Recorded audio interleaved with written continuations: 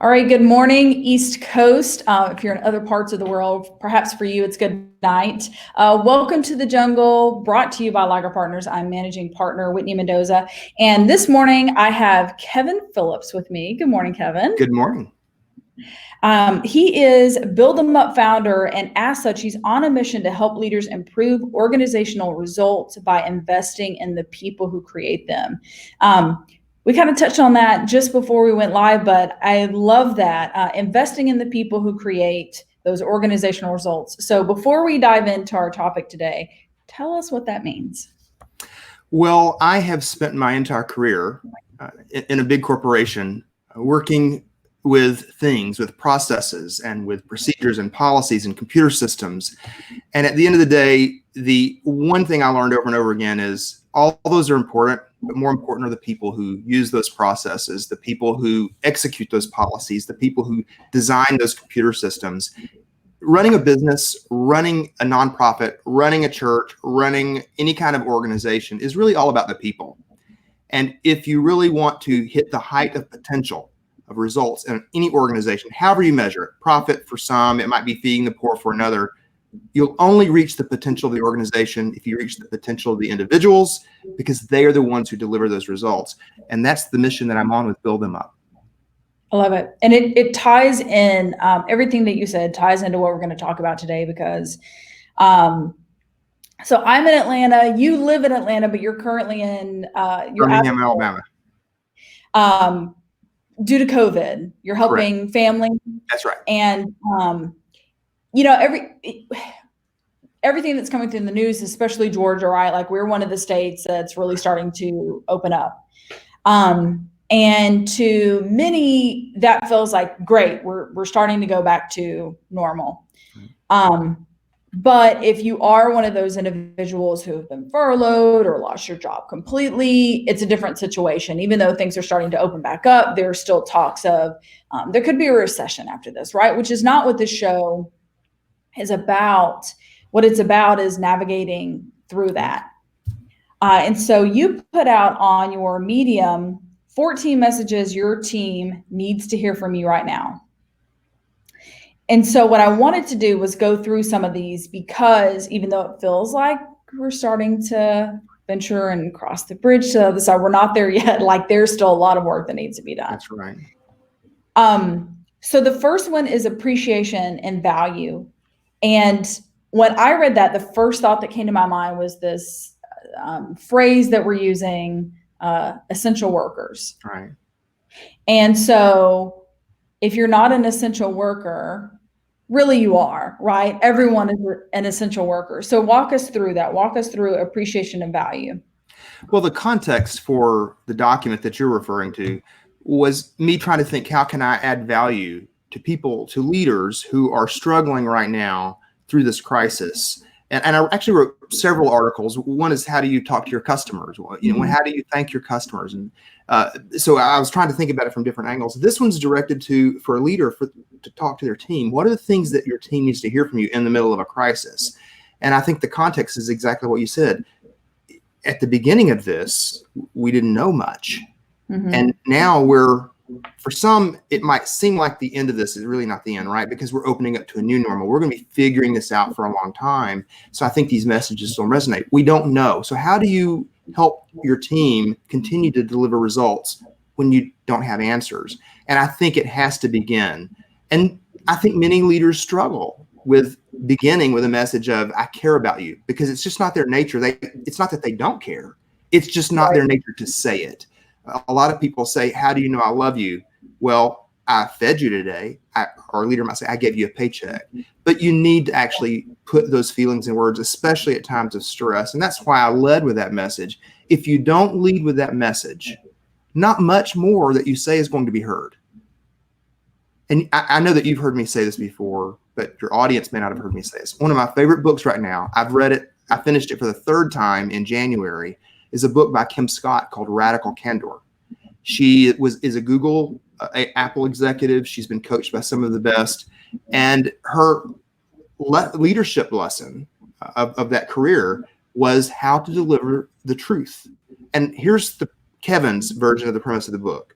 is you can't help someone grow. You can't get your team to improve their results until you're able to speak the truth to people. But if you don't speak that truth from a basis of love and care, it won't be received.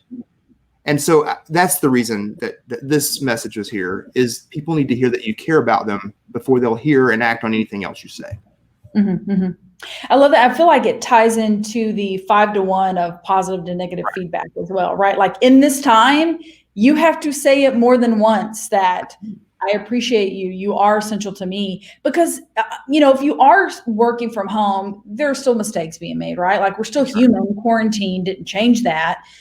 We just need to hear that we're valued more now in this time. That's right. Who doesn't love to feel valued? Right. Especially at a time when you feel like the earth underneath you is shaking and you're not sure you'll be standing tomorrow. Yeah. That's the time you need to hear that. And I think from the people that I'm talking to, this crisis is bringing that out of people, a recognition that, I've been too busy. I need to pay more attention to the people around me, not just my employees, but perhaps my peers, my family, my children. And I think saying it is as important as doing it. Yes, agreed. 100%. Priorities and focus. What is that? So this might seem odd for a leader to be reading this and hear me say, hey, you need to be communicating your priorities and focus, because they're sitting there thinking, I don't know what they are.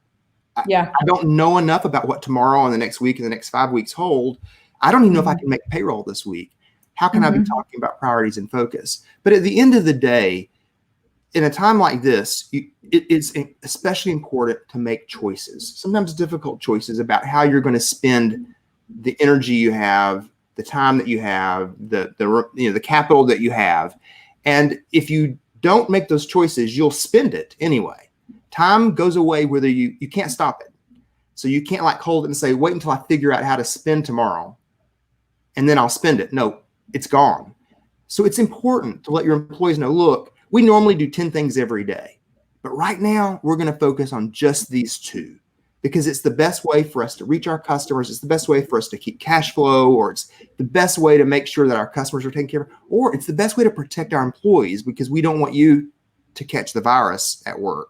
So we're going to focus on these things. And if you don't know that, if you're the employee, you're going to figure out what your own priorities are. And what you don't want is your 10 people or your 50 people or your 700 people going off doing their own thing, because you'll accomplish more if everybody's working toward the same 1, 2, or 5 priorities. And that ties in really nicely with the remote working plan. I know, and I was guilty of this too at the onset when this all started, because again, back to your point of, we don't know, right? Like we don't know how long this is going to last. We weren't really sure how to navigate this new world of being nowhere but home. And so I shared this with a couple of my other team members. We were all doing this, but one day was bleeding into the other, right? Like it was very easy to stay up until 10, 11, 12 o'clock at night with your laptop on your lap and Netflix on in the background, and then go to bed and get up, 8, 9, 10 the next morning and start it all over again. And that was almost on the edge of burnout, right? It wasn't that work was not being done. It was just, there was no clear kind of break of, okay, I'm going to put the laptop away, go off and read, or just play a game, whatever the case is. So walk us through what a remote working plan would look like. Well, I grew up in a corporation where remote work was common, and some loved it and some hated it. But it was the product that we sold. I worked for a telecom. I worked for AT&T. We sold remote working.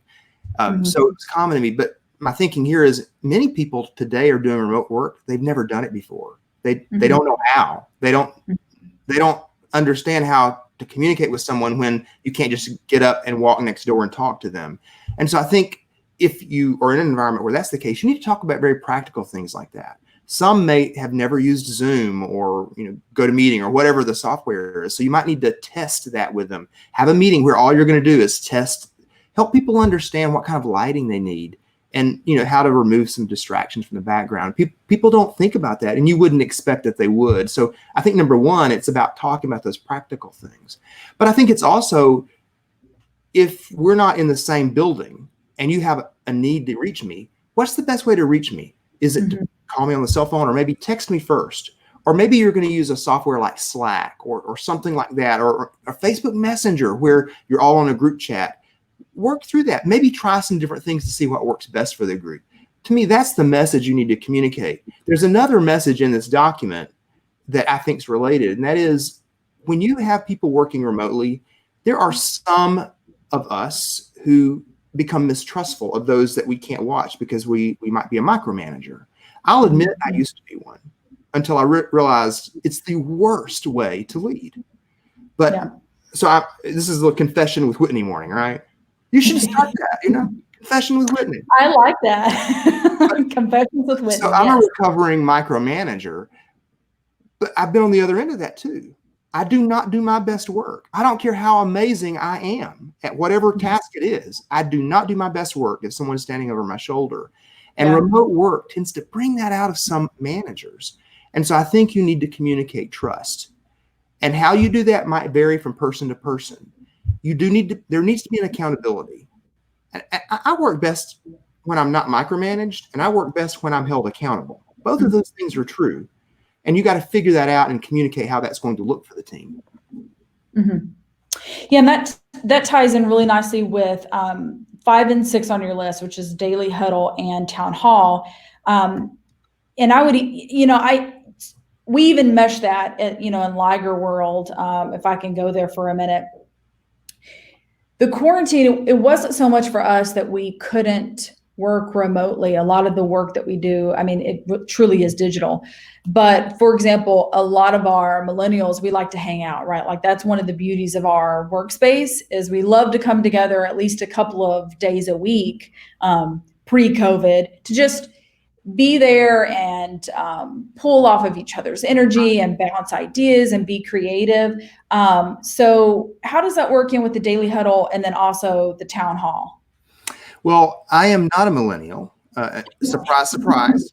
The gray hair may not have been an obvious cue to you. I'm a Generation X, and I'm an introvert by nature. But I love people, and I love to be around people, and I love how the energy of other people lifts the level of my energy. So I like that too. I get that. I learned a long time ago when in a telework environment, I worked for Bell South. AT&T purchased us. Bell South was 9 states. We did telework. We had remote work, but we still were able to get together. In this case, all of a sudden, I had people in all time zones reporting to me, and so I had to be thinking about what time of day am I going to talk. It was just a very big learning experience. But many of the people I had never met, and it turns out I never met them one-on-one in live. I never met them live. Mm-hmm. It was all by phone. So I had to learn some new ways. And what we did is we started having a town hall. We started doing it every morning. And the purpose of that was to start our day off so that we were all on the same page. Once we hit a rhythm, we didn't have to do it every day. We would do it maybe 2 or 3 days a week. But I think now, in this case, where people are used to being in the same building and they're not now, it's a good idea every day. Spend 10 minutes, maybe it's 50 minutes, just get on the call. Let there be a little social while everybody's getting on, chit chat. It's like coffee around the water cooler. But then make sure everybody knows, here's what we're doing today. Here are the decisions we'll be making today. Now, there are 2 things going on right now in every organization. One is, how is the work changing? But the other piece is, how are we surviving? And I talk about that here too, that a leader needs to talk about their operational plan. What's their survival plan? I think a leader should be honest and say, hey, we have enough cash that we know we can stay open until X date. We're trying to figure out what we're going to do beyond that.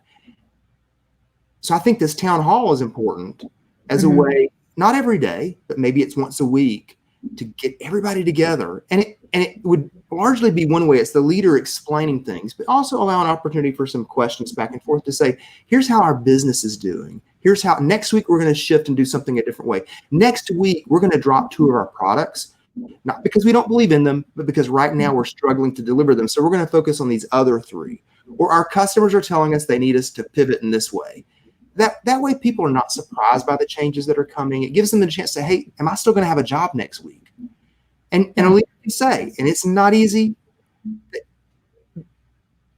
Everybody, in the absence of information, is filling that void of information with rumors that they're hearing, innuendo, and their creativity is working in all the wrong ways against the company, in all the wrong ways against the leader. The leader needs to fill that void and say, look, I don't know beyond 3 weeks what's going to happen, but I've got you for 3 weeks. No one will hear that. But they'd rather hear that than nothing, because then they're worried, am I going to get fired next Tuesday? Right. So I answered several questions at once, but I think the daily huddle is about operations. How are we going to get business? How do we handle our customers today? What issues are you having in billing that we need to tackle today? And the larger meeting, the town hall, is really about communicating survival and strategy during this time. So I need to introduce you to Brandon Smith, who's another of our podcasters. He says, in absence of communication, people always assume the worst, which is essentially, just what you said. And another key, Kevin, that you pointed out is you said 10 to 15 minutes. Doesn't have to be 30. Right. Doesn't have to be an hour, right? Because if we say, you need to do this every day, that can sound overwhelming. But if you think of it as just the 10-minute bite of, this is where we're at, this is where we're going, this is what we're focused on today, you really fulfill that void that your teammates are looking for. Well, one of the things, I'm getting off subject a little bit, but I have a client who is, his company the industry they're in is undergoing change. So the owner has been trying to drive change in the company for a year or so. But this is really forcing them to act quickly, and they need to move faster. And so he's tapped one of his high potential leaders to form an interdepartmental team. They know each other, but they don't know each other. And so this new leader is trying to figure out, how am I going to speed things along? And there's a process that I've been through many times in my career. It's called a new team formation, or a new leader formation. It's where a team needs to accomplish things and they need to speed through some of the process of learning how to work together. And he's got to do that remotely. And a significant part of that is people work better when they know each other, when they have the opportunity to chit chat and get together and socialize it a little bit. It's harder to do remotely. So we were talking about, how do you have a coffee time remotely? I've heard of some people having cocktail hour over Zoom. Well, that's how you do things like this, is you're intentional and you're deliberate. You say, we're going to spend 15 minutes and we're just going to chit chat. We're going to get to know each other. It's valuable. Yeah. Yeah, I love that. Or quarantinis, as I've heard them called. I've heard of that too, yeah. Okay, so number 9, and I'm going to read this one a little bit because it's fantastic. I want to hear from you. Your team knows and sees things you don't. They can be an early warning system for you, but only if communication lines are open. Walk us through that. I am a driver. I'm a recovering driver. There's nothing wrong with being a driver. Business needs drivers. That's two confessions, Kevin. Oh, wow. This is confession hour with Whitney for sure. Early in my career, what I saw happen is on a normal day when everything was running smoothly, I was a driver. Enough that I drove people crazy. So I was getting a lot of feedback. Thank God for some amazing people that I was around who gave me that feedback. But when there was stress, when there was a crisis, I went from crazy driver to crazy driver. Mm-hmm, mm-hmm, mm-hmm. I wanted to get things done. So I'd be the guy who'd be standing around like if there's a fire, I'm like the fire chief, go do this, go do that, blah, blah, blah. And all of a sudden and it's not that what I was suggesting was wrong. It might have been the very thing needed, but it was grossly impersonal. And it was fast. And it was painful to hear. And if people said, well, Kevin, blah, blah, blah, I don't have time to listen to you. Just go do what I said. No, wait a minute. No leader knows enough to do everything.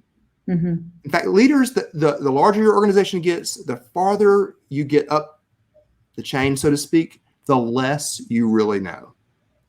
And so the best way for a leader on a normal day to function is to be in touch with the frontline employees, the people who are in touch with the customers, the people who talk to the suppliers, the people who run billing, the people who run the computers. And in a crisis, that's twice as important. And if you don't make time for it, if you don't slow down and show them that you want to listen, You'll never know. And you'll go off and make decisions, and you'll think they're the best decisions in the world, and they would have been based on a subset of the important facts. Mm-hmm, mm-hmm. And that further communicates you listening to your team, right? If they're telling you that something is an issue and you listen to it and you set about it to fix that problem, your team is going to appreciate you That's right. all the more. Okay, so 13 and 14, I feel like it really go hand in hand too. It's I am human too, and I'm here for you. Yes, this is leaders communicating to their team, and team members are looking to their leaders for that information. But the CEO, the manager, they're human too. And they don't have despite what some may think, I do not have a crystal ball in my closet, right? Mm-hmm. That I go to and seek for answers of when will quarantine be over? What is the world going to look like when it is? What is tomorrow going to look like, right? Because even at the beginning of this, it was, okay, we're going to be quarantined through March 30th. Then it was April 15th. Then it was April 30th. So walk us through those two, the I am human too, and I'm here for you. Well, I think the notion of I am human too is, and I think there's a little bit of a balancing act here. You don't want to use your employees as a counselor. You don't want to share them every struggle that you have. And it's not really a matter of, I don't think it's a matter of you showing weakness. I think a lot of people, well, I can't admit that I'm struggling too because it would show me to be weak. No, in fact, I think that shows you to be strong. That's not the point here of the balance is not that. But I think you don't want to project your problems onto them. They have enough problems, but you want them to know that you're uncertain too. And that the fear they have, you wrestle with that too. Best way to talk about that though, is to talk about how you're wrestling with the fear. Don't spend 20 minutes talking about how afraid I am and all the possible things that could go wrong. You could. But the value of that is to talk about, hey, look, I'm afraid too. And let me share with you how I am processing my fear, how I'm thinking about it. It turns out that in the history of mankind, in the history of mankind, worry has never solved a single problem. So I choose not to worry about it. I think about it. It's important to know what bad things can happen because you need to know where your risks are, because you need to go build a plan. Action cures fear. I wish I'd said that. I didn't. I've heard other people say it, so I don't know who the author is, but it's true. So the way I deal with my fear is I say, okay, what are the things that can go wrong? All right, quickly move on. What can I do about it? I can't control it.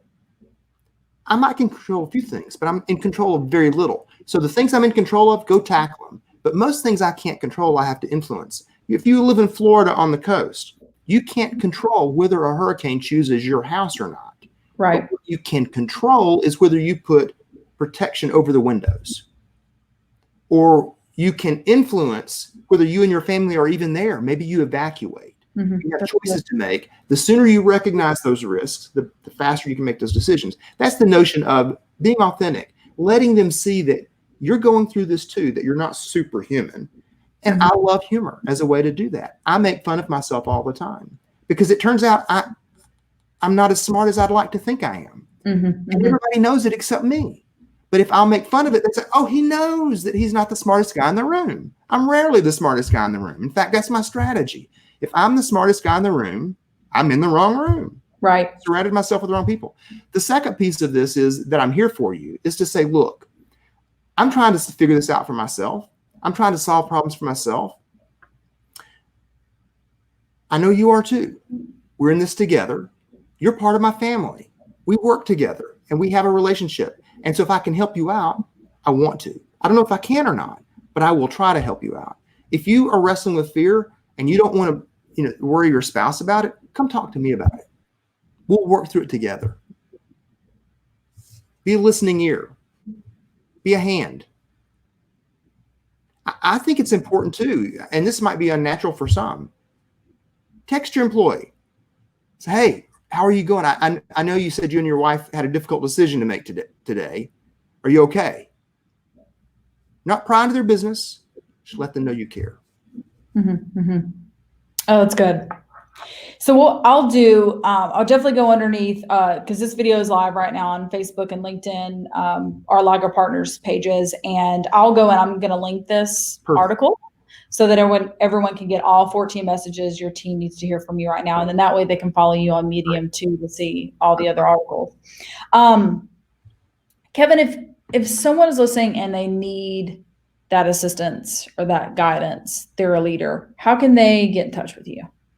Well, there are two ways. One of them, email me, kevin@thekdpgroup.com, or go to my website, www.kevinphillips.com. And there are links to social media if you want to do that. My phone number is on the top of every page. You can give me a call. I'm happy to talk to you and help you in any way I possibly can. Awesome. And before we wrap up, I thought it'd be really nice to kind of end. So your company is Build Them Up. And that's a hashtag as well that you often use.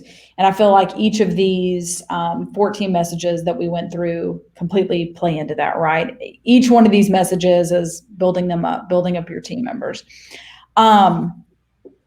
Tell us overall what Build Them Up means.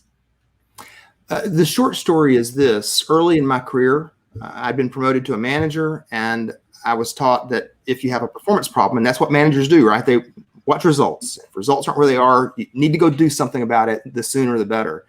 And you figure out what is the root cause of it. Is it a will issue? Someone doesn't want to do their job, or is it a skill issue? They don't have the skill. If it's a skill issue, get them skilled up, train them. If it's a will issue, coach them. And I had an employee, and we'd been working for weeks. And it dawned on me, he's got the skill. I've seen him do it. And then in coaching, he has the will. He wants to do it. What's wrong? He has a master's degree. I mean, he's a bright guy. He didn't have the confidence to do it. He was haunted by past failure. And I was shocked by that. So it set me on a journey, a personal journey for myself, but also a journey as a leader to help other people, because I started seeing this over and over again. Confidence is a killer. And I know a lot of leaders think, hey, look, that probably is rooted in childhood. I can't fix their childhood. They need to go see a counselor. It's not this is business. This is not personal. Whitney, everything is personal. I take who I am at work with me at home. I take who I am at home with me to work. And if I don't deal with it as a leader, it will impact my results. So Build Them Up is all about, how do I help somebody tap into their potential? And sometimes that's about building confidence. Sometimes that's about helping them grow. Sometimes that's about helping somebody face a risk, get the courage to do it, the resilience to get back up when they fail. That's what Build Them Up is. It's about a leader helping someone tap potential. It's not just for employees. It's also if you work with children, or if you're a parent, or if you're a school teacher, or you're a little league coach, or perhaps you're a pastor or a youth minister, or perhaps you are a nonprofit leader and you work with youth in your, in your neighborhood. If you are working with somebody else, you have the chance to build them up. And my signature workshop is, you don't have to hashtag tear them down to hashtag build them up. I think that kind of communicates what I'm trying to get to. A lot of people think the best way to help somebody else is to be hard on them. And I'm not suggesting that you be soft on them. What I'm suggesting is that you are deliberate and intentional about helping somebody be an overcomer. Well, we were joking around before we went live, and I was saying I was playing with the light in the studio and I felt dark, and you said brighten it up, and we have done that. We have brightened it up this morning. So thank you so much for joining me, Kevin. Thank you. I've enjoyed it. Have a great day. Awesome. Thanks. You all too. See you next time on The Jungle.